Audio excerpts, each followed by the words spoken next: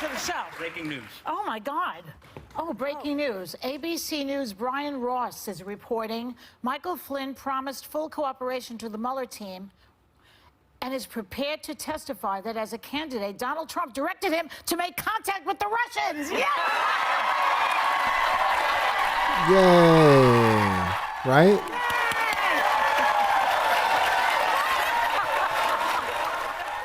We don't necessarily agree. Just showing you what they're saying.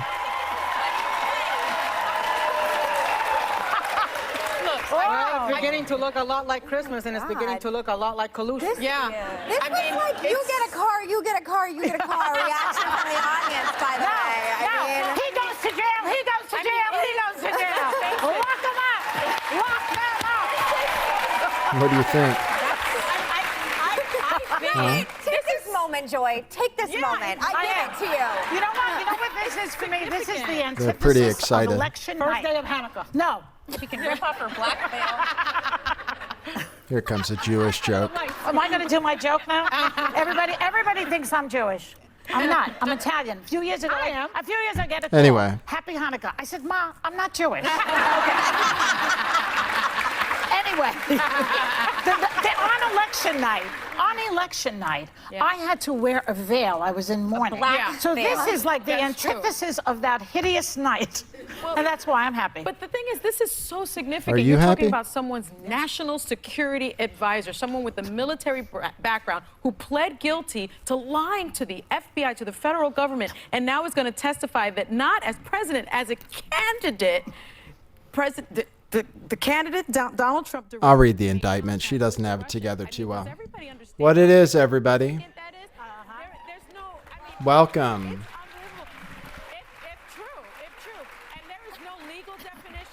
They are pretty excited about this. Collusion, but there is the legal definition for conspiracy, and conspiracy requires an overt act from one person to the other. I could prove an overt act easily. Isn't it kind of like treasonous? What do you think? I really mean it when I say you can take this moment, Joy. We've got to give each other. I concede to you that this is a good moment for you, and it's a good moment for Democrats. And for that you being too. number And one. for the country. No, I would say Not just for Democrats. not to be just for Democrats. This somehow leads For- to indictment. The for country Americans. rips itself apart, and it's not good for No, America. it should lead to resignation. It's not. I mean, I will I say remember this. Richard Nixon, You and think Richard we're- Nixon stepped down Anyway, and so that's should good Donald enough. Trump. But if You heard enough of those people, right? Actually, it's informative for everybody what they say, just to see what people think. The cheering is just out off the chain. if it leads to that, again, this just happened in real time in this segment. We don't know the exact details of this, but I will say I implore everyone. I know everyone's cheering in here again. I give Democrats and liberals this moment. Whatever, but I will say that I don't want this country to become more polarized and ripped apart than it already I think it will is. become less polarized. I disagree I with don't you want in a the foreign sense that government this is interfering not- in our elections. No, but it's Sarah, not a liberal moment, Sarah. guys. This is an American moment. That's right. If it's not a Democrat, it's not a You know what? Republican. No, It's I'm not cheering over this. I'm not cheering over this. It's an American No, moment. what I just said and what you just said, because you remember during Nixon, I wasn't born yet. Yes. That's not a knock, but like the country is so deeply polarized, it will become more polarized. I implore everyone for that not to happen. Well, and it you is know there difficult is- enough as it is. Confirming that what we feared is true is also a scary time because it was saying that a foreign power was invited in. So even though there's clapping and screaming and everyone's excited, it's also a mixed emotion Which thing, is which treasonous. is bad. But that doesn't mean it's good for the country either way. That's really bad if the present day president is there is collusion proven here. So it's not that it's a happy day. It's we need. Okay, all right. I'll read you the indictment so you guys know what happened. Okay, so we were promised on 4chan by Q that Mueller was running a straight investigation and that he was going to have to go after the real crooks, the Podestas, the Clintons. What do we think now? Or what do we think now?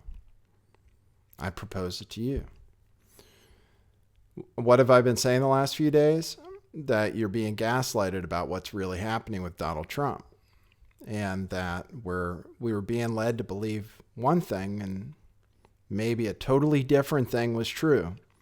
So we're going still along those lines now. I'm not saying that there's any evidence of collusion or that anybody was doing anything that another presidential elected president hasn't done before either. It's just as something happened with the Russians, with Michael Flynn, and we're learning with Jared Kushner before Donald Trump was president. It might have something, it may be against the Logan Act, and that could be invoked in this case. I'll tell you about the Logan Act. I'll read the indictment, like I said. Thank you for joining me. Thanks for listening to that clip. Maybe I played too much of it, but it's interesting what people are saying. People on the other side. I'm going to take phone calls today. Hopefully people will call in. Tell me what you think. Do we think the storm is coming? There were 4,300 sealed indictments. Here's the first one unsealed. Looks like it's going after Donald Trump to me. Comey is cheering on Twitter. We'll see how it all shakes out. I'll tell you how Donald Trump is implicated, how Jared Kushner apparently is implicated and mentioned in the indictment. Not under his name, though, so we'll see. Let me play you now from ABC News what they have to say about it, and then we'll get into the show, okay? Our chief investigative correspondent, Brian Ross, who's also joining us right now. Brian, this certainly would seem to suggest that Michael Flynn had a fair amount of information to offer the special counsel in return. That's right, George. He has promised full cooperation to the Mueller team. He's prepared to testify, we are told by a confidant, against President Trump, against members of the Trump family, and others in the White House. He is prepared to testify that President Trump, as a candidate, Donald Trump, directed him to make contact with the Russians, which contradicts all that Donald Trump has said at this point. As well, we're told that Flynn made the decision to cooperate only in the last 24 hours, that he is distraught about the decision but feels he's doing the right thing for his country, that he was facing huge legal bills of more than $1 million, and that he said that finally he had to go ahead and do this for that reason. He expects to put his house on the market. He is facing serious financial problems. And John Carl. And a little more. Absolutely. Look, this is and yet that's In the past, it is not a leap at all to conclude that he would not have reached an agreement with General Flynn unless General Flynn could provide significant information about people higher up in the food chain than General Flynn. That would imply the president, the vice president, perhaps the attorney general, members of President Trump's family. right. We don't know exactly who, but absolutely. I mean, it's the question that John Carl asked a minute ago, which is why so limited, right? We're talking about two relatively small lives. And I say small in the context of this whole investigation. So why let him plead to just those two? Because they're small. So that in exchange for that, they can get his full, his honest, his open testimony and accounting and help with regard to much bigger fish here. That is a classic move by prosecutors in any case, not just a case like this, where you try to get someone to plead to something smaller, get them help you cooperate to get the potentially bigger fish. That seems like what we have here. So if you're the president of the United States, you are more nervous about this, far more, than you are about the Papadopoulos or Manafort development. One of the things. Okay, cue musical intro. Boy, that's brilliant.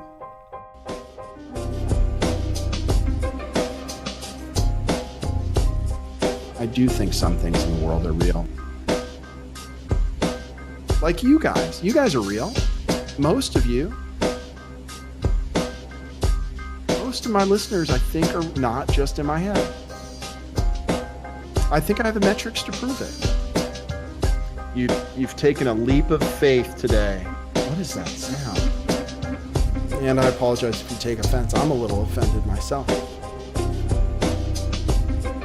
Welcome to our show. Welcome to the future. What it is, joining you live from sunny California. It's a beautiful day today. I'm your host, Nathan Stoltman. I bring you the news. The real news. With Doshi. There he is. With Doshi today on time. Right, bud? I didn't mean to interrupt. Okay, good. He didn't feel interrupted. What it is, everybody, thanks for joining my show. We're going to try to take calls again today. Hopefully we'll get some about Trump and what's going on and whether it's good. I think this is pretty big news, actually, which will be detrimental to Trump in some ways. And maybe Jared Kushner is the next to go. We're going to talk about what else is happening in the news today, in addition to the tax plan going through, in addition to what's going on with the shakeup at the State Department with Tillerson apparently being ousted but denying it. Talk about what Julian Assange says about Donald Trump's CIA pick if this other change happens with Mike Pompeo moving from the CIA to the head of state.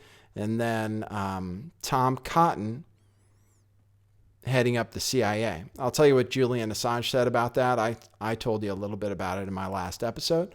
So again, we're going to look at what's going on in front of the scenes.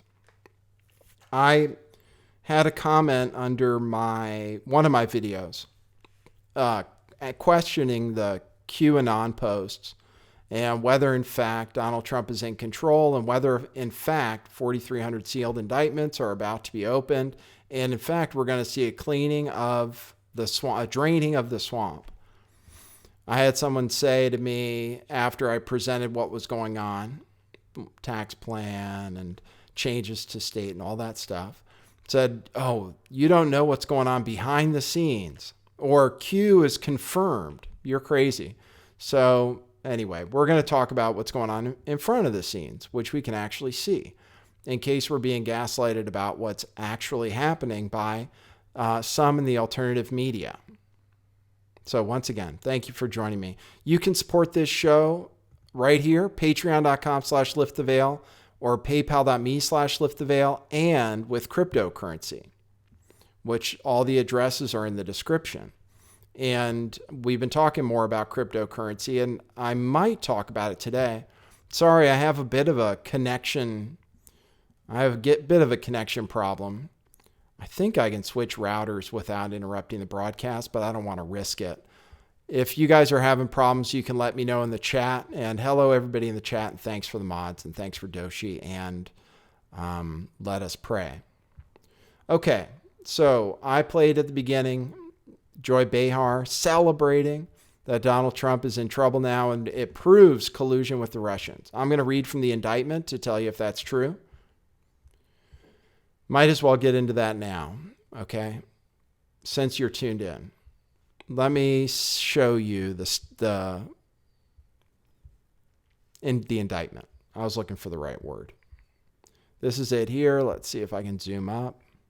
Michael Flynn has pled guilty to lying to the FBI. He has signed his own indictment, which says he agrees to what is said inside of it. Oh boy, I'm going to have trouble getting from page to page. He has pled guilty only to making false statements to the FBI, but they still go into what those false statements were about, which is what's important. The story is that before Donald Trump was officially president, but after he was elected, Michael Flynn was directed to make contact with the Russian ambassador for certain reasons. Right around the end of December. Right at the end of December, I'll read from it. On December 28th, President Barack Obama signed Executive Order 13757, which was to take effect the following day. That order announced sanctions against Russia in response to the government's actions intended to interfere with the 2016 presidential election. On or about December 28th, the Russian ambassador contacted Flynn. The next day, Flynn called a senior official of the presidential transition team, who may have been identified as Jared 666 Kushner, who was in Mar-a-Lago with Donald Trump. he said that Flynn should communicate with the Russian ambassador. And that was in order to tell him, I'll kind of summarize, in order to tell the Russian ambassador to chill out on retaliation against the Obama regime's sanctions, because Donald Trump was about to be president, I guess, and he didn't agree with it. So I added that last part. But he was asked to call by this senior transition team official. He was asked to talk to the Russian ambassador and tell him not to take retaliatory action. Here, it says it in line F. It says how, I'm sorry. In line F, it says how Putin responded. On or about December 30th, Vladimir Putin released a statement indicating that Russia would not take retaliatory measures in response to the sanctions. Flynn kept updating this presidential transition team member about the goings-on. Then there are other charges which have to do with Israel. We're going to talk about Zionism and Israel today in relation to Donald Trump. I've said a number of times that Donald Trump is a Zionist. And people have said, well, present me with evidence that he's a Zionist. So we're going to talk about Zionism, Jerusalem, Israel, and what Flynn was asked to interfere in before Donald Trump was president. It doesn't show Russian collusion to rig the election, that's for sure. But Mueller isn't going after the other guys. He's going after Trump's team. Seems very focused on Trump's team. In this case, Egypt had submitted a resolution to the United Nations on the issue of Israeli settlements. Flynn was asked by a very senior member of the presidential transition team to contact officials from foreign governments, including Russia, to learn where each government stood on the resolution and to influence those governments to delay the vote or defeat the resolution. A resolution condemning Israeli settlements in Palestine, we assume. On or about December 22nd, Flynn contacted the Russian ambassador about the pending vote. Flynn informed the Russian ambassador about the incoming administration's opposition to the resolution and requested that Russia vote against or delay the resolution.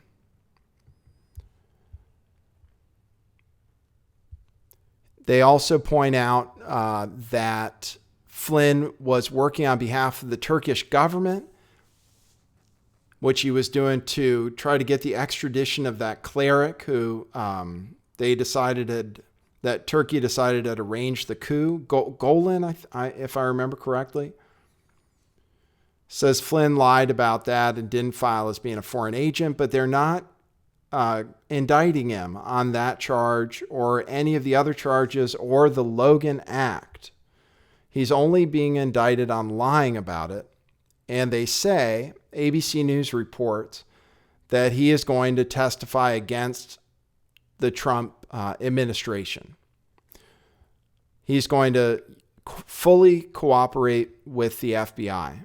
And the conclusion is that that's why he was given such a light plea bargain. He was able to, he only had to plead to charges of lying. Now, the Logan Act, which on Wikipedia it says only 2 people have ever been indicted for the Logan Act and no one has ever been prosecuted. But what the Logan Act is it details the fine and or imprisonment of unauthorized citizens who negotiate with foreign governments having a dispute with the United States. It was intended to prevent the undermining of the government's position. So how that relates to this is that Donald Trump and Donald Trump's transition team, most likely Kushner, talked to UN Security Council about a resolution against Israel, trying to interfere with U.S. policy, I guess, saying they should all vote against it, which in the end, I believe they did, and telling Russia not to retaliate against the sanctions of the Obama administration, which assumes that Donald Trump's position on Russia would be different than Obama. So they said, chill out. We're going to be nicer to you. That's the implication. Chill out. We're going to be nicer to you. And that was said at the end of December, before Donald Trump was inaugurated president and while Barack Obama was still president. This is the problem for Donald Trump, is that they were not colluding with the Russians and certainly not colluding with the Russians to rig the election. See, all of this comes from a phony investigation. And the information they had on Flynn could have been the result of the wiretapping they were doing, the surveillance they were doing as a result of the phony dossier, the PP dossier, dirty dossier, whatever you want to call it, that's been completely debunked. They started investigations into Manafort and Flynn as a result of that document, that fraudulent document paid for by the Hillary Clinton campaign.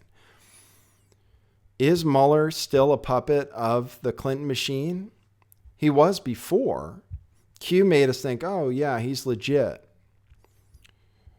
I don't know about this Q guy.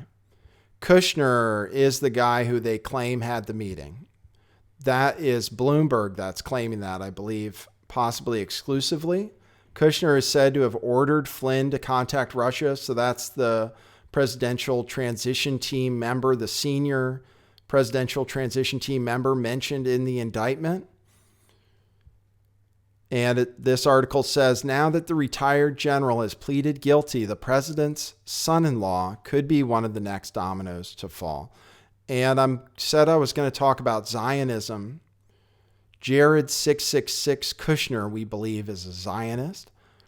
And I'm going to present some evidence about that and Donald Trump, but it would be appropriate then that Jared Kushner, who is Jewish and who's married to, is it Ivanka? Is that the daughter? I can't remember. They all have similar names. She converted to Judaism, his wife, Donald Trump's daughter. And so far, all of Donald Trump's grandkids are going to be Jewish. We're going to talk more about Zionism and Jewish people. Let's see. Where does it get to it? This was the context of Kushner's instruction to Flynn last December. Remember, this was in order to kill a vote condemning Israeli settlements. This was the context of Kushner's instruction to Flynn last December. One transition official at the time said Kushner called Flynn to tell him he needed to get every foreign minister or ambassador from a country on the UN Security Council to delay or vote against the resolution. Much of this appeared to be coordinated also with Israeli Prime Minister Benjamin Netanyahu, whose envoys shared their own intelligence about the Obama administration's lobbying efforts to get member states to support the resolution with the Trump transition team.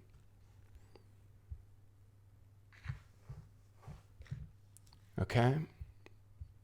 So I think that's all the news actually about Michael Flynn. I'll go through it. And then again, I'll be trying to take phone calls. Hopefully we have people tuned in. The tax plan is apparently passed. I said it would never pass. It apparently is going to, if it hasn't yet already. They were still doing debate on it last I saw. Apparently, enough Republicans have signed on, even though they had objections to parts of the plan, and it's completely changed.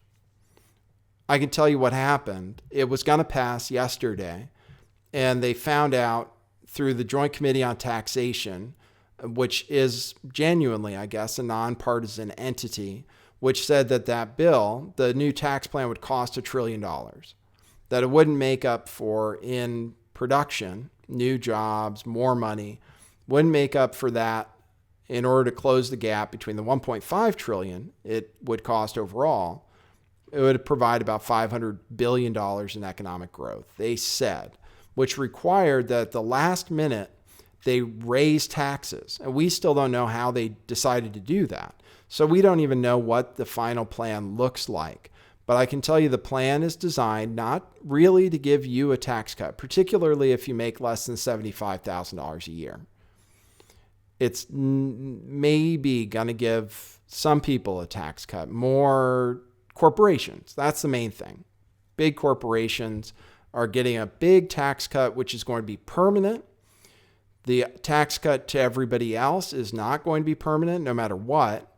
And we don't know for sure what the final language of the bill looks like. And they still need to go through reconciliation with the House once it's passed. It is a plan that's not very popular. It was the last chance for Trump and the Republicans, Senate, and Congress to actually pass major legislation this year. They failed on repealing Obamacare. I'm trying to remember where else they failed. They certainly haven't done an infrastructure bill.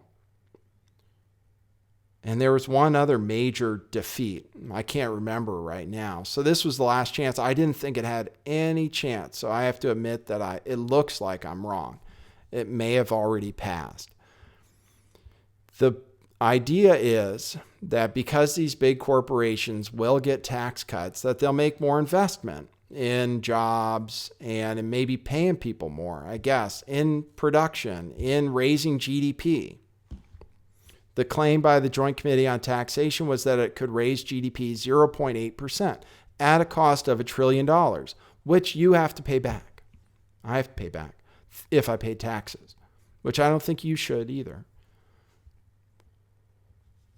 But that's the deal. That's the bill. That's the plan. The plan is for these corporations to invest more. So we're going to decide how good that is. I just wanted to play something from Gary Cohn asking business leaders if the tax cut passed, whether they would invest more, which is the theory of this bill, which is passing now, okay?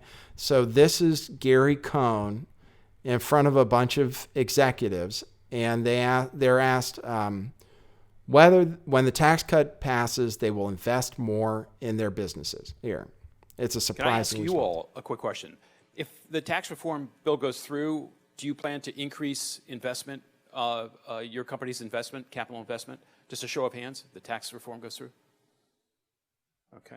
Why aren't the other hands up? Why aren't the other hands up? That's Gary Cohn, For Gary, quickly. Goldman Sachs. Donald Trump's chosen economic chief who doesn't understand.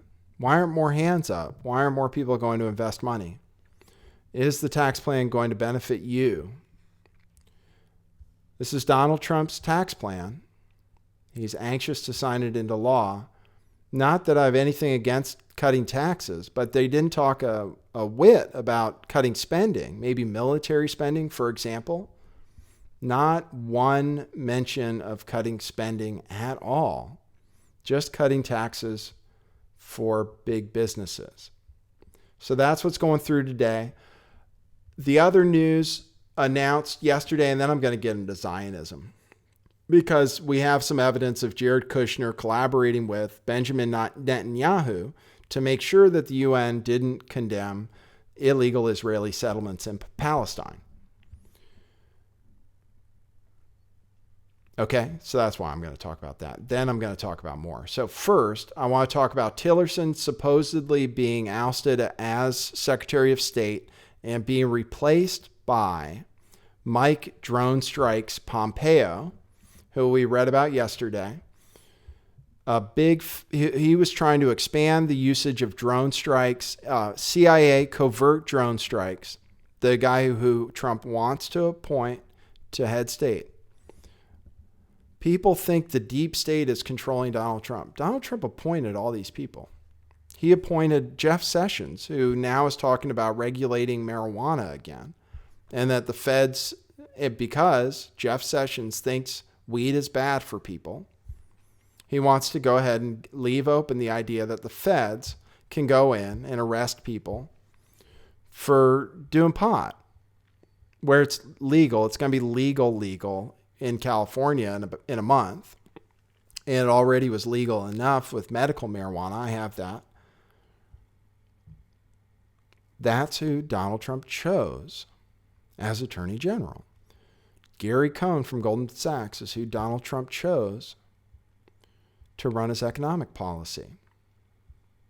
Now he's choosing Mike Pompeo, head of the CIA, who wants to expand drone strikes. That was one of the things I read a story from. He wanted to expand drone strikes, covert drone strikes, CIA drone strikes, which aren't accounted for at all, off the record drone strikes, to expand to Afghanistan and perhaps Yemen and other war zones around the world, maybe to support the illegal war in Yemen by Saudi Arabia, which we also do under Donald Trump. The idea with Tom Cotton being promoted from Senate to the CIA is now we're looking at war with Iran, which is exactly what the events in Saudi Arabia looked like, which, again, Donald Trump completely supported. Replacing Rex Tillerson. Tillerson was the only guy. The reason Donald Trump and Tillerson didn't get along is Tillerson didn't want to go to war with North Korea, but Donald Trump does. These are all things that are really happening right now. Not behind the scenes, not 10,000 sealed indictments, not draining the swamp. This is about more military interference worldwide. More drone strikes, more wars, war with Iran, war with North Korea. These are all things on Donald Trump's checklist. And he's moving people into position that support that kind of policy. And moving out, apparently, Rex Tillerson, who wanted to negotiate with North Korea, which we believe, which we believe is a CIA puppet state. So why we go to war with ourselves, I don't know. I don't really know. Do I think North Korea has nuclear bombs capable of reaching the United States? Not really. Particularly the nuclear bomb thing. And I've said before, and I'll say it again, that there's no evidence that a nuclear bomb has ever been dropped anywhere. There's no evidence of it. And there is evidence that photographs allegedly of nuclear bombs were faked. And there's evidence that that wasn't what was dropped at Nagasaki and Hiroshima, and that was more like firebombing. So you decide what you want about nuclear bombs. They might be real, but we've never seen evidence of them being real. And we've seen evidence of fakery too. But so I talked about Rex Tillerson being replaced. So I wouldn't worry about it. I think it's fear mongering, and it's to have some, what do you call it?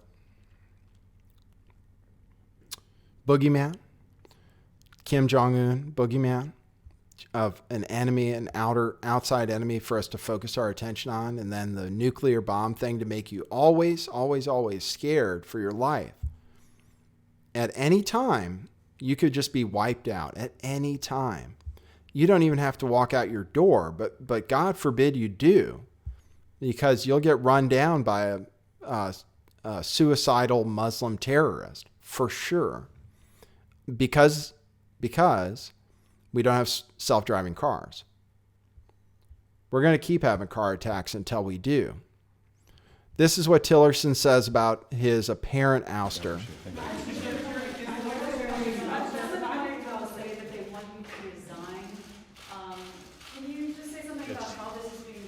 It's laughable. It's laughable. He says he's not going anywhere. Okay. I talked about Tom Cotton a little bit, who is Trump's pick, reported pick to head the CIA. So I tweeted something from Julian Assange. Somebody forwarded me one of his tweets. Tom Cotton is not only a bomb Iran neocon slave to a foreign power, Netanyahu, he is a dangerous idiot. Another Zionist in charge. Julian mentions that Flynn's misleading the FBI has to do with the Logan Act, which I mentioned earlier. He has more to say about Tom Cotton. Julian Assange says, does Donald Trump know that his avowed enemy neocon warmonger Bill Kristol spent $1 million getting Tom Cotton into office? Cotton, as head of the CIA, would embolden the neocon axis in his presidency and likely lead to Pence-Cotton in 2020. Tom Cotton will be Trump's Himmler, as Cotton is funded by arms makers, neocons, ultra-Zionists, and Goldman Sachs. He'll sail through confirmation. And it points out that he has very strong pro-surveillance views. He wants crypto backdoors. He thinks FISA 702 and bulk phone spying should be made permanent and be expanded. I told you guys about this on my last show. Julian Assange is also talking about it. What else is going on with our support for Israel and Zionism? Donald Trump is thinking about moving the U.S. embassy to Jerusalem, which, because Jerusalem is divided, okay, so Israel, it's very important to Zionists that Jerusalem is Israel's capital. I think that goes back to what they believe the scriptures say. It is divided at the moment and not completely inhabited by Jews, and it's kind of, I think, not considered officially part of Israel because it's divided east and west. Israel sees Jerusalem, both east and west, as its undivided eternal capital, citing spiritual and historic claims dating back to the Bible. Talks about the history of it. In 1947, after Britain announced its withdrawal, the UN General Assembly voted to partition the territory into Arab and Jewish states, make Jerusalem a corpus separatum, or separated body with special international status. But that never happened. Instead, the city was divided.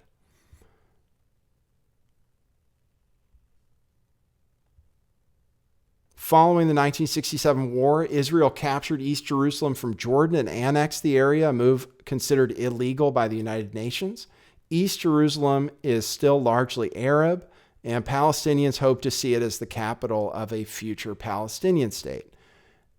Anyway, it's disputed land. One thing, and because of that, no foreign embassies are currently located in Jerusalem, because they don't want to appear that they're taking Israel's side or the Palestinian side, if they had a Palestinian embassy, I suppose, in Jerusalem. Donald Trump wants to move the U.S. embassy to Jerusalem, which we assume is a way of confirming the Israeli Zionist belief that Jerusalem is the capital of the Jews. They're afraid that the U.S. may recognize Jerusalem or go as far as calling it the undivided capital of Israel. Palestinians are against it. Zionists are behind it. I'm just going to give you a little history because I decided to do some as to Zionism and Jerusalem. So this is from the Jewish Agency, the Jewish Agency for Israel, saying, during this lecture, we shall consider the role that Jerusalem has played as the capital city of the modern state of Israel. For most Zionists, the very fact that Jerusalem became the capital of Israel was symbolic of the reinstatement of the people of Israel in the land of Israel. Zionism, though a modern movement, sought to bring about the revival of the Jewish people by restoring the national institutions of antiquity. Among these, Jewish sovereignty in Jerusalem was perhaps the most important. The centrality of Jerusalem is reflected in the movement's name, Zionism, which literally means Jerusalemism. It is an idea echoed in the words of the national anthem. Hence, the reestablishment of Jerusalem as the national capital is one of Zionist movement's most significant achievements. Okay, that is the significance of moving the U.S. embassy to Jerusalem. It's a step towards calling Jerusalem the undivided capital of Israel. That's my proposal, at least. This was predicted by Jesus. In Luke 21:24, Jesus speaks of future events, including the destruction of Jerusalem and his return. He says that, quote, Jerusalem will be trampled underfoot by the Gentiles until the times of the Gentiles are fulfilled.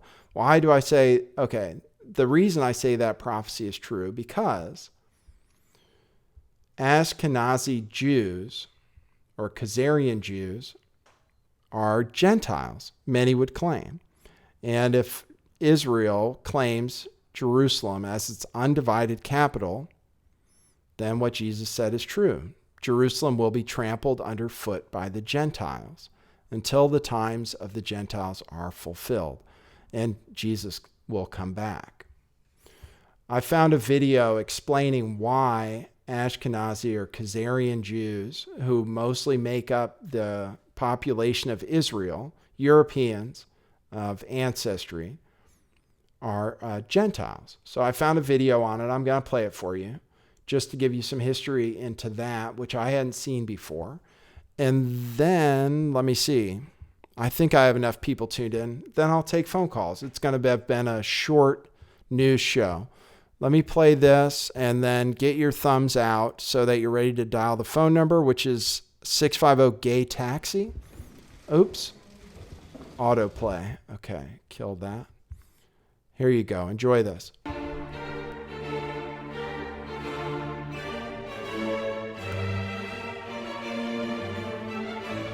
Hello, this is Pastor Stephen Anderson from Faithful Word Baptist Church in Tempe, Arizona. Today I want to talk about Genesis chapter 10, verses 2 through 5, where the Bible reads, the sons of Japheth, Gomer and Magog and Madai and Javan and Tubal and Meshach and Tiras, and the sons of Gomer, Ashkenaz, and Riphath and Togarmah, and the sons of Javan, Elisha, Tarshish, Kittim, and Dodanim. By these were the isles of the Gentiles divided in their lands, everyone after his tongue, after their families, in their nations. Now, the reason that I read those scriptures to you is that they clearly state that Ashkenaz is one of the Gentile nations.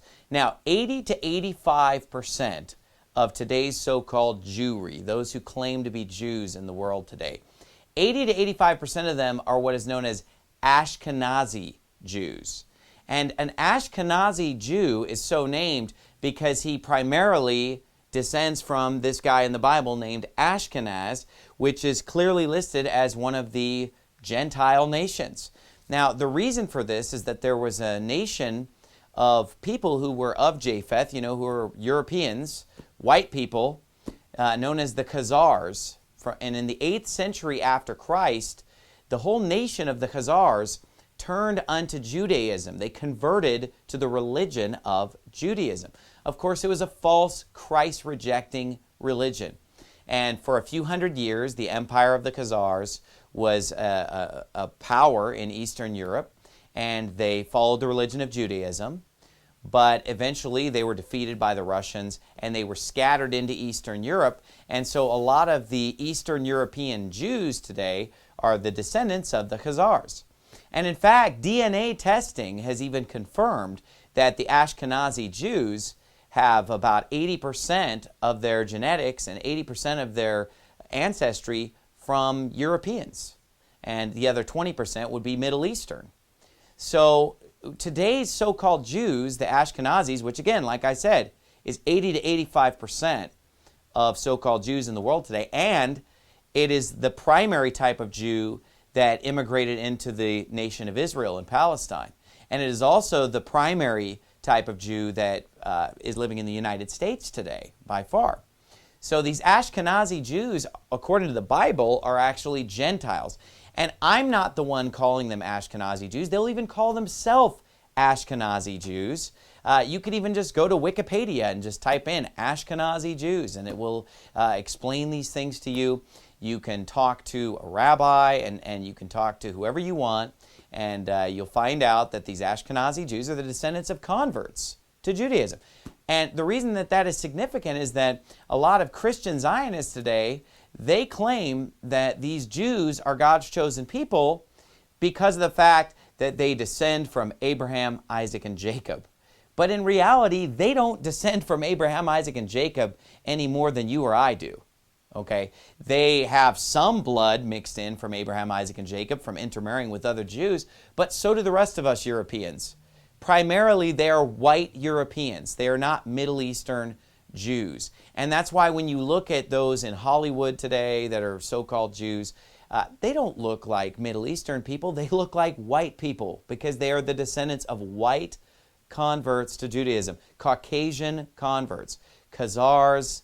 That's why they're called Ashkenazi, because they're of Japheth. They're primarily descended from the Gentiles. Here's your lesson today. That's from, I wasn't familiar with this YouTuber. That is from, I know you guys appreciated the Doshi Cam. I'm going to open the phone right now. That is 650 Gay Taxi. Wow, let me find it. There we go. It's open now. We'll look for some phone calls, maybe from people who think that Trump is somehow doing something behind the scenes. I guess that's who I want to hear from. We played some other stuff today. We played the reaction. In case you guys are just tuning in, I wanted to play again the reaction from Joy Behar and the crew at The View.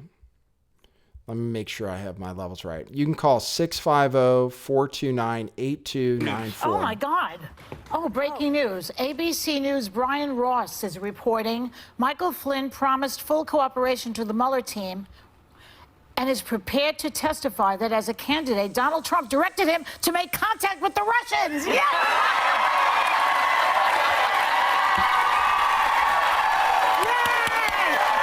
It's so crazy.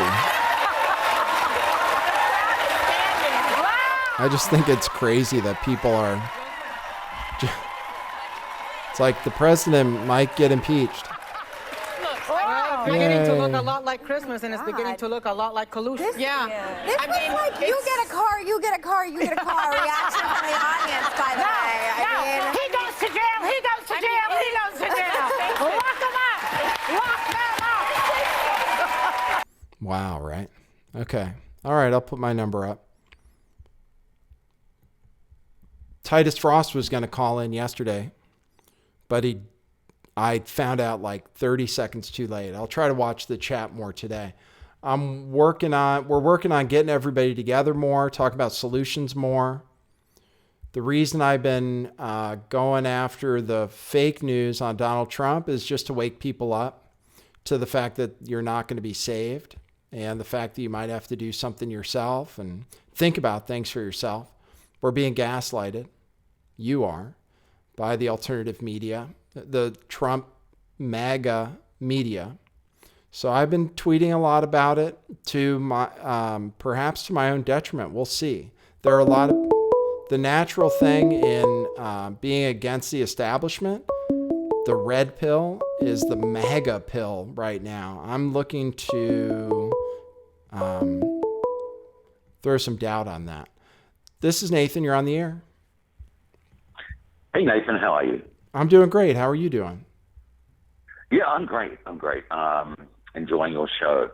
And it was interesting watching that.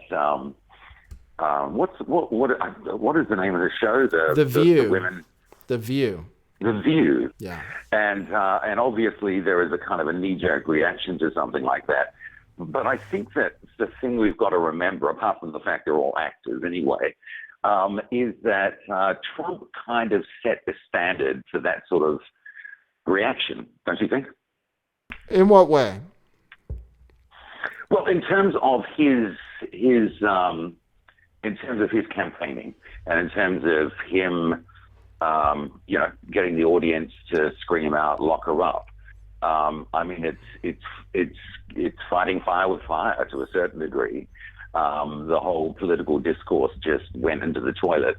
And I think that probably he was mostly responsible for that. I mean, remember previous campaigns where, if what was considered controversial when John Kerry was standing against Bush or going back even further, these days wouldn't even kind of register a blip on the controversy scale, if you know what I mean. Right, I understand. Okay, so first of all, are you an American? I see you're calling from the USA.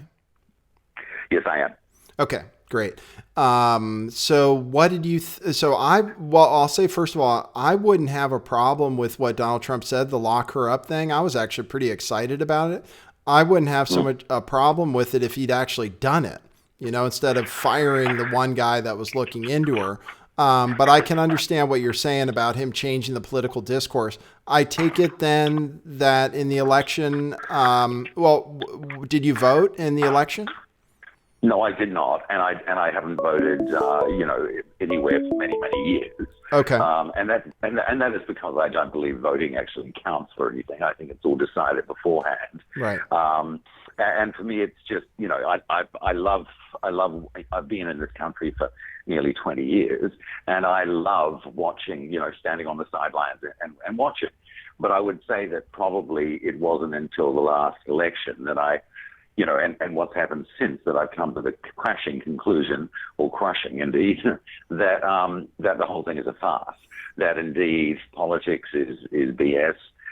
No one votes, and it's all set up way before time. And Yeah. I think that the conclusion I've come to, sadly, is that Trump has been deliberately put into his role as president to engender a response to democracy. And I think that probably the Russians were involved in this to a certain degree. But in terms of those people who are running things, and whether they're Khazarian Jews or Rothschilds or reptiles, I'm not sure. But whoever those guys are that are running things, I think that the whole point that they're trying to make is that democracy doesn't work, and we need to find a better system. And whether or not that's some strong guy who comes along and offers something or not, I'm just not buying all this stuff about Trump working behind the scenes to clean up, pedophilia and whatnot. His actions just do not show that to me. And whether or not you take that, from the net neutrality thing to who he's putting in power at the various agencies, and no matter what sort of resistance he's coming up against in the so-called deep state, in my mind, it just looks as if he's there to wreck things. He's the guy who's been put in place so that we lose faith in democracy. And in some ways, to me, and I don't know what you think about this, it looks like worldwide we're heading towards this, whether or not it's democracy is under attack everywhere. And you can see that in Britain, and you can see that even in Germany in the latest elections. I mean, Italy's been going through it for years, obviously. And even in New Zealand and Australia, where I'm from, they're going through crises, or democratic crises. And so I don't think it's any mistake this is all happening at once. Okay, so so with that thesis, then I'll ask if he was, I guess I have to ask first, when you say he was chosen, and I agree that he was chosen to be the Republican candidate, both by the mainstream media and by the establishment, do you think it was a real contest against Hillary Clinton, or do you think that somehow he was chosen over Hillary Clinton and it was never really a contest? Do you think it was rigged to that extent? Yeah, I mean, listen, unfortunately, I've come to the conclusion that these people, whoever they are, have been working on the plan for, centuries. And just as an illustration of that, when you look back into 9/11, for instance, and whichever way you skin that cat, the fact of the matter is that was planned from the moment the foundation stone was put in place with those towers, right? And you can follow their train of thought all the way through to this moment. They plan things, whoever they are, centuries in advance. And yeah, I mean, I buy the fact that perhaps, and you've mentioned this a few times, Nathan, you've opened my eyes to a little bit, that, there's probably just not one guy or one group that runs things. I'm sure, it's human nature, unless they're reptiles, that there is a constant sort of battling for supremacy. But the fact of the matter is, these guys are in control. And in terms of that last election, which was your question, I think it feels to me something bizarre happened at the end. It feels to me as though Clinton was promised and it was going to be hers, and then something just skewed the cart at the very end. Do you know what I mean? That literally up until the night, Clinton had been assured that it was hers, she was going to be the next president, and then they kind of reneged and decided not to. Because in some ways, although Trump has been pretty damn catastrophic just in terms of pitting neighbor against neighbor, I think Clinton would have been the same. Because think about her in power and think about the battles that would have been going on in Congress. It would have been a complete catastrophe there, you know? At the moment, it's Trump against, 70% of the population. But with Clinton in there, it would have been kind of worse, don't you think? Well, yeah, I think she was the worst candidate, and I was excited when Trump got elected because a lot of the promises he made, which he subsequently didn't really follow through on. But I think Clinton would have been way, way worse, and we might be seeing the same kind of turmoil. I just have to ask. Go ahead. Yeah. I just want to ask. I'm sorry. I was just going to ask you though, Nathan. Sorry, Yeah. go back and forth. I was just going to ask you. But do you truly believe still in democracy? Do you really think votes count? Do you really believe that we elect presidents and congressmen and do you think that really happens? I can't say for sure. I will say that for sure we don't choose the candidates that we end up voting for. So in that sense, Trump and Clinton were chosen for us. Like I believe Clinton stole the primary from Bernie Sanders, who I voted for in the primary, I'll disclose, even though now I don't believe really in voting anymore because I do think I do think they steal it from us, and it is mostly a chosen thing. I do believe that Clinton wanted to win and that there was a genuine political fight between Donald Trump and Hillary Clinton, and that Trump just ran a better campaign in the end, along with some psyops, maybe like Pizzagate. And so I think he kind of won with votes. So I think that's possible. And I do think that there's some ability, and I might be talking about this more in terms of what we can actually do. There might be some influence we can have at a hyper local level. Not necessarily anything as big as even our congressmen, but maybe our local school boards or whatever the meetings are that they have where we talk about what's coming into our communities.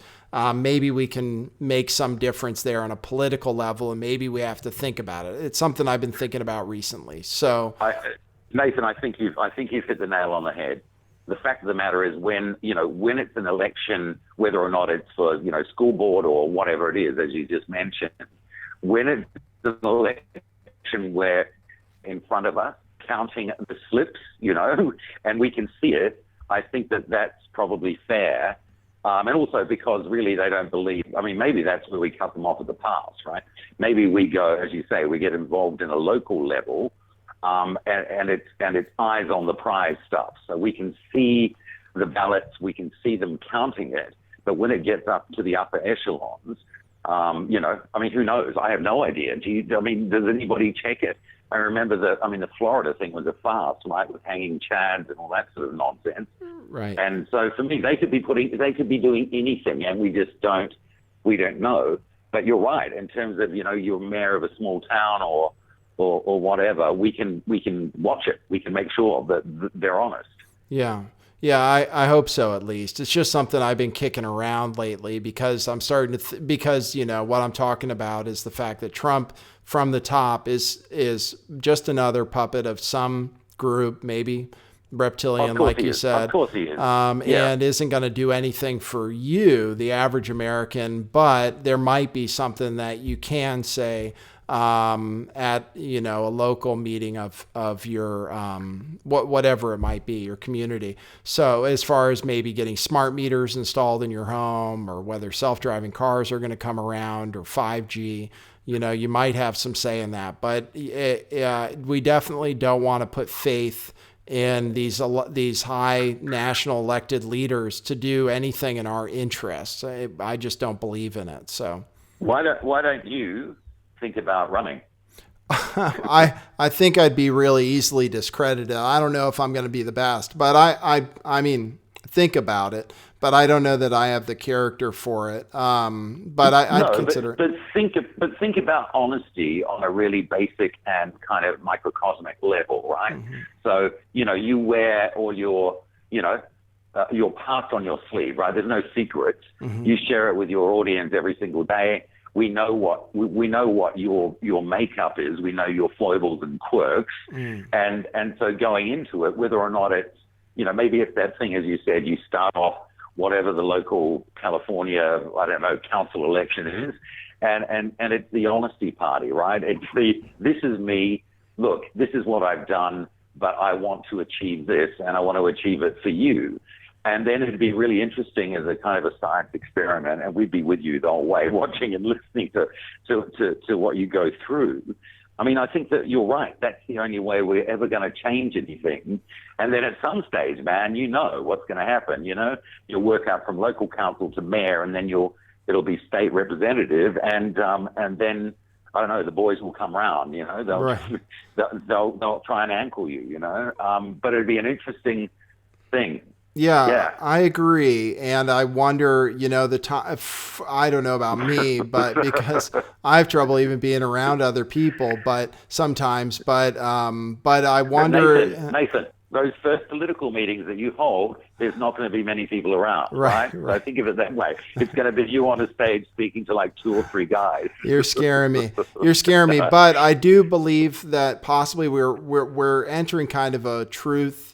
We hopefully are getting into a place where people are so fed up with the system. And I think they are more and more fed up. I don't think even a lot of Trump supporters are happy with the Republican Congress or their representatives, and they're kind of fed up. And I do think there is a chance for someone who does actually tell the truth and want something for the people. But we have to see if that develops. It has to be the right time. And, there are a lot of forces out there who try to take down anybody who wants to make a positive political change. I was just watching a documentary about Aaron Swartz, and, you see what happens to a guy who wanted to do good for the world and wanted to change politics and stuff. And but we'll see. We'll see what kind of world we're getting into. But I'm thinking about stuff like that. I don't know about anything as far as running for office, but I can imagine a world where something like that might be possible in the future. Well, I think that what's happened is, and I won't keep it too much longer. I just wanted to say that I think that the time is right for it now, because when you think about it, I'm one of those people who, when Obama rose, I said, God, this guy seems the real deal. I really believe in him. And I remember thinking at the time when I first saw him speak, thinking, to myself that I'm going to give him a chance. I'm going to believe in him. And if he's not the real deal, then I'm going to know everything is BS when it comes to this, right? Right. So, and clearly we know what happened with that. Right. And then when you look at the fact that Trump is next, he's almost the opposite of Obama in some way. It's brazen hypocrisy, Mm-hmm. It's kind of, it's actually farting in our faces. And so if there ever was a time, it's now, Mm-hmm. and I think it is that thing, Nathan, that you wear your honesty on your sleeve, This is me, this is what I stand for, because everyone has secrets, but yours are, you're pretty honest about yours. Right. And so no one can take you down, unless they've got money. Wow. Who knows? Yeah, it's hard to know what the general public would think, but I'd like to think that with all these figures getting knocked out, from entertainment for things they've done, not being honest about their past, not being who they present themselves to be.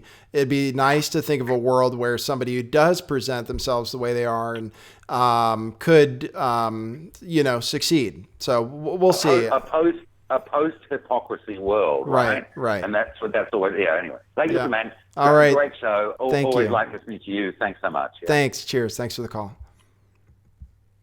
See, I asked him if he was an American. And he said yes. By the way, you can support the show. I have this special going on. Oh, this is my shop where I have the gear. I have stickers here. Right now, I have shirts and mugs available on Patreon, but you just missed a chance to get them for December. So if you want to get any of this stuff, like I've been drinking out of a mug, it's on my website, lifttheveil411.com, by the way. And then you can donate on Patreon too to save on shipping. But you can also donate crypto. This is Nathan. You're on the air. Just missed a chance to get them for December. So if you want to get any, Hello. it's on my website. You're live. Okay, wait. Lift away? You're live. Hey. All right. I think the whole system in which we live is corrupted. It doesn't matter if you vote or not. You're still going to be a slave to the system. How do you, okay, so that's kind of what the last caller said, and I kind of agree with you, but I don't think of myself as a slave to the system anymore. I've kind of disconnected from the system. How do you think we go from being slaves to the system to no longer being slaves to the system? And do you think of yourself as a slave to the system? Yes, I am still a slave to the system. I'm still dependent on the government for income. Yeah, for income, okay. Well, and if you were working a regular job, you're still a slave to the system, I would say, because you're paying taxes and you're working in your country's fiat currency and all that. Where are you calling from? Sweden. From Sweden. Okay. That's interesting. You're calling from Sweden. You know, over here, we get a lot of stories about Muslims taking over Sweden and raping all of your women at swimming pools.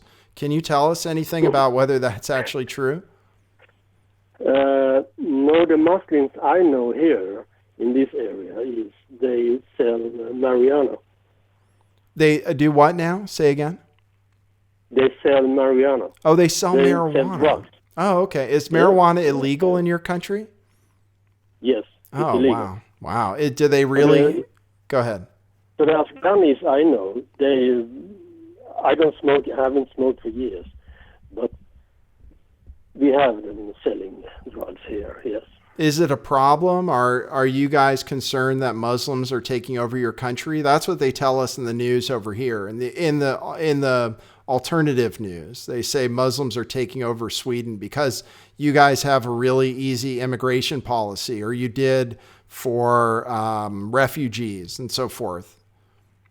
No, I'm not afraid of that. Okay. No. All right. Just wanted your point of view from being on the ground. Okay, cool. But was there anything else?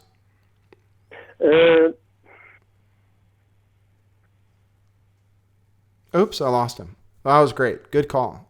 See, and you know what I did? I was in London. There are a lot of Muslims there, and a lot of people over there, as opposed to here, where Muslims are, or other places in the USA where Muslims are around. A lot of them wear the hijab and stuff. Not like covering their face or anything, but it is more noticeable if you're sensitive to that. But they're not. It's not like they're dangerous communities. Just like us. I mean, they're just like us. This is Nathan. You're on the air. Hey, Nathan. It's John. How's it going, man? Hey, John. Thanks for calling. What's up? Yeah, I was just listening to your show today. I'm driving around in my truck, so I may have missed some of it trying to get through. But I'm calling on behalf of the last caller. I just wanted to disagree a little bit about his commentary on the goal of those in charge is to get people to lose faith in quote-unquote democracy. I don't really think that's it. Definitely, I don't know if you've ever heard this, but I guess it was Lenin that said democracy is indispensable from communism. It's mob rule, essentially. And one of the planks of the Communist Manifesto, in fact, just about every plank of the Communist Manifesto is in effect in this country except for economic collapse, to basically bring forth communism in in a country. But one of the tenets is that every one vote for every citizen, kind of in contrast to our system where we have voted-in representatives and then they vote for us. It kind of avoids the mob rule situation. And I think really it's the goal really is to lose faith in to get people to lose faith in our constitutional republic, and then kind of degrade more so into a mob rule situation. So that I don't know. I just kind of wanted to throw that in there. That I don't think, because again, we don't have to be living in a democracy here in the United States. So. Right. He maybe he should have said lose faith in our institutions or something, but it's true that under what democracy should be, we don't really have, we're not the country that our founding fathers envisioned that we should be or wrote down that we're supposed to be. So you're saying technically we're not in a democracy anyway. Where do you think we're headed? And definitely further into socialism, and then that further erodes into a communist state. I mean, I think it's kind of the writings on the wall for that. But again, some of what he said too, I guess I missed a lot of it, but that kind of take control at your local level. I think that's probably really our biggest defense is people being aware of the truth. Being educated, not educated, but knowledgeable, I guess is a better word to use. They're teaching in school that democracy, they've been doing this for the last couple of decades, that, we live in a democracy. We're not really. You know what I mean? That kind of stuff. I remember, I'm 41, and 8th grade, I took U.S. government. My teacher, was a great teacher, went into, all the articles of the Constitution, and I don't think they do that stuff anymore on purpose. It's kind of like it's just basically dumbing down the society, so we don't really know where we came from, and to just kind of replace and rewrite history, I guess. So, I can certainly see your point in when I talk to people and they don't seem to understand the First Amendment properly. You know what I mean? It's and so I agree with you about that as far as the way they're teaching people. And you mentioned stuff at the local level. So I take it that you are in favor of returning to our constitutional republic the way it's written in the Constitution? Yes. I definitely think that we need, specifically, we need a restoration of our constitutional republic. We don't need a revolution. They're driving us to it. I really think that, I'm a Second Amendment guy. I'm into, rifles and guns and stuff like that, just recreation. I know that the Second Amendment was originally there to protect against a tyrannical government. I don't think it's there for hunting. But, I'm into that kind of stuff, and I lost my train of thought, sorry. But, okay.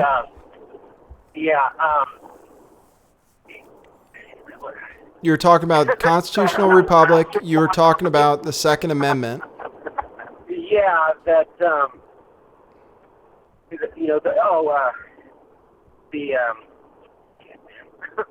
I totally lost my train of thought. That's all right. That's all right. Yeah, but anyway, I know what I was saying. Sorry. That they are driving us. I think they want an armed revolution because a revolution is a really risky thing. Oftentimes, worse regimes are on the opposite side of revolution. People revolt because they're fed up with the current system, and then that's usurped by those that it was planned in the first place to get in something worse, something that was even more tyrannical than the original regime. And I really think that that's what they're trying to do is, like with Obama, there was more guns sold in the Obama administration than since. There's everybody and their uncle has the evil AR-15 now, and I almost think that was kind of like a psyop that they play. They don't really have any plan of taking guns away. I think they want all these guns out there, and then they want to kind of set up this stage where people just get fed up, and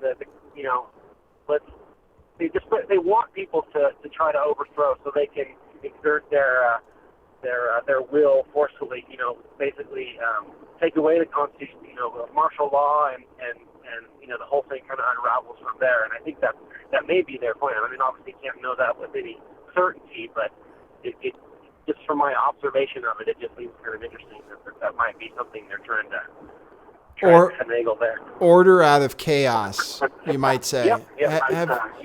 Have you ever read the Protocols of the Learned Elders of Zion? No, not. I've read pieces of it, but I haven't read the whole thing. Well, one of the points they make in that is that they were the ones behind the French Revolution, and that the whole idea of liberté, égalité, fraternité was all made up by them as a way to, push toward their communist one world government. So what you're saying isn't necessarily something that hasn't been written down as part of the plans before. So it's interesting you said it without having read that before. Yeah. I mean, I've definitely heard some of those things, but again, like I said, I have not, read it for myself, the whole thing through. But like I said, just aside from that, just from my own observation, the way things have unfolded in the last couple of decades, it definitely, I can come to that on my own intuition on the thing. Yeah, well, it's like I said, it's interesting that you said that, given that apparently it's been done before. So, all right, cool, man. Any feelings about Trump or what's going on in the news? I don't know, man. Just really, really cautious. I'm kind of a right-leaning person. I mean, I guess I would, if I had to classify myself, it'd be libertarian. If either side has a good point, it makes sense. But I'm not opposed to it. But there's definitely something afoot here. It's just very, very cautious about the next few weeks, months. As what we're moving into here. So I don't know. I definitely am not. I didn't vote in the last election. I considered voting for Trump. Kind of bought into the whole thing. I think I knew you were kind of into it. Good and following you for a while, but it doesn't smell right. Definitely seems like he's got a bunch of irons in the fire, different games to play. So I guess we'll see how it unfolds. What do we do individually to make a difference and try to set things back on the right course? I really think educating our children about what's going on. I think maybe involving ourselves at the local level. Being involved. I think we got to where we are by being asleep at the wheel. Right. So everybody just did their little part and not just kind of, got caught up in the TV programs that are on, and, all the bread and circus that's around. They use to distract us and pull their heads out. That would be a big step forward. Okay, cool. All right, cool. Well, good. We're all talking about kind of the same thing today. Your phone connection's a little rough, so I'm going to let you go, but I appreciate you calling in. Hey, thanks, Nathan. All right, cheers. Sorry about the phone connection. Sorry if there's a connection problem with my stream. It may have gone down once. So hopefully you didn't miss anything important. Phone's open again, 650-GAY-TAXI. In case somebody commented about Bitcoin, Bitcoin is almost at 11,000 again. And LiteCoin is up almost 16% today, almost back at 100. It got down below 80 a few times. Now it's back up to $100. I think we change things with crypto. I think that really changes things. I think it's a crypto revolution. I've gotten in that camp. I was saying it's good before, but now I think it's the thing. It is the thing, I think. So I can't afford any really, but you can donate some. There's links in the thing. I appreciate them because I use that. And maybe someday we'll rule the world with crypto. And if somebody like me wants to run for office, you guys can support it in crypto. We'll see. Meanwhile, it's fun watching the price go up. 650-429-8294. Got some good calls already. Maybe I'll take one more. Maybe I'll take one more call. I had some people calling in while I was on the other line. Thanks for tuning in. Thanks for supporting me. Thanks for being interested in the news and changing the world. I might be on Titus Frost's show tonight. So I might be on Titus Frost's show tonight. He goes on at 9 Eastern, 6 Pacific. He invited me on, so I'll see if I'm able to make it. So check out that. Subscribe to Titus Frost. We're talking to other people. Other people watch this show. Other people with good YouTube channels. Who called in the other day? Can't remember his name. I remember Call for an Uprising called in. But I can't remember. Bunder, I think. James Munder also called in. He's got another channel. So we're trying to get people on this channel to talk about stuff like that, solutions. Oh, one thing I haven't been promoting enough is Discord. Discord is a cool place. I have a chat room. It's the best chat room on Discord from what I understand. It seems like it. It's active 24/7. You can get in there, have good discussions. People deal with the trolls pretty well. To get in, you can put this address in and put in the lowercase and uppercase letters, the way it shows. And then you'll just time warp straight into the chat room and you can watch people chat and you can decide if you want to jump in. People are nice. Just, it's a cool place to meet people like this. And then we can talk about how to change the world for the better. Like I said, yesterday I ended the show a little too early because Titus was going to call in. There's a Discord link in the chat right now. We're trying to unite the channels that are real as opposed to the channels that aren't real. So I might be getting into a discussion with somebody else about that too. Okay, here, I'm going to take this. This might be my last call. This is Nathan. You're on the air. Hey, Nathan, it's JJ calling. Hey, JJ, what's up? Hey, man, I was in the chat earlier and fucking Freddie showed up and he said that they were trying to sneak something in with the bill that is going to threaten the national refuges up by in the north in Canada and stuff like that. They might open them up to oil and all that kind of stuff. Oh, so yeah. Just wanted to throw that in there. Yeah, that was going to be part of it. They're going to open up some land for drilling. Yeah. Yeah. So that's going to mean a lot of destruction up in that area. That's a spot for waterfowl and, a lot of stuff up there. So right. I don't know. Maybe it'll make it easier for people to get to the North Pole, but it might not make, it'll definitely destroy the land. That's for sure. But, yeah. Well, cool, he's an oil guy. Tillerson is a big oil guy and a big business monopoly kind of guy. So no surprise that that's part of the bill. Yeah, crazy. Cool, man. All right. Nice show, man. Appreciate it. And thanks, JJ. Thanks, JJ. Thanks for calling in. All right, see ya. Okay, cool. All right, great. We've been doing pretty well on this channel. I think we're about to break 4,000 subscribers. I thought more people would tune in to hear about the Michael Flynn indictments, but I think we had a great show anyway.